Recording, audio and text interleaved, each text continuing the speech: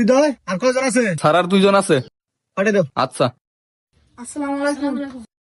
ওয়ালাইকুম আসসালাম। বসো। তো তোমরা দুজন কে কোন ক্লাস পর্যন্ত পড়াশোনা করেছো? স্যার আমি মেট্রিক পাস করছি। স্যার আমি 10 পাস করছি। আচ্ছা, এই তোমার সিভিটা দেখি।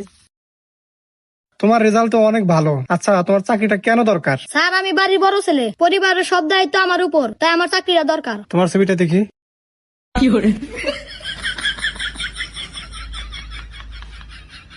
এই ছেলে, তোমার সিভির এই অবস্থা কেন? স্যার আমি ঠুসলাম এই জন্য ইন্দুরে খাওয়া লাগছে। তো ইন্দ্রা কাছে এটা এখানে আনছো কেন? নতুন একটা ফটোকপি করে আনতে পারো নাই? স্যার টেহা নাই। ও আচ্ছা, তাহলে তোমার চাকরিটা কেন দরকার? স্যার বিড়ি খাওয়ার টেহা নাই, এই জন্য আর কি চাকরিটা খুব দরকার।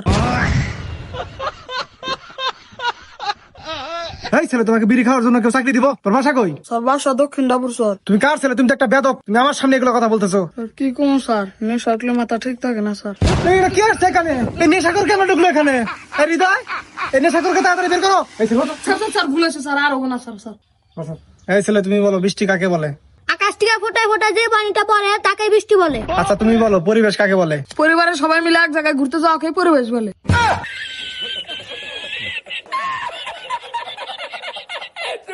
আচ্ছা, তুমি যেটা এখন বললা এটা কোন বইয়ে লেখা আছে? স্যার আমার বলে আছে, আমি তো হাজার দিন পড়াশোনা করি।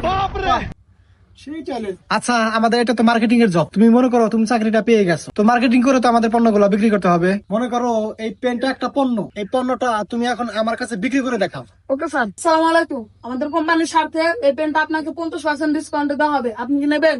না, নেবো না। আর বিল খাতে নাই। তুই কারে মাসা? স্যার আপনি তো উঠতেছেন কে? আমি পণ্য বেচলাম, আপনি তো বেচলেন নিয়ে গেলেন। এই, তুই আমার পণ্য বেচা শিখাবি? তোর চাকরি হবো না, তুই যা। স্যার স্যার স্যার আর একটা সুযোগ দেন স্যার। তোর কোনো সুযোগ নাই, না যা। স্যার, না স্যার আর একটা সুযোগ দেন। আরো বেতন করবি? না স্যার আর বেতন করুন না।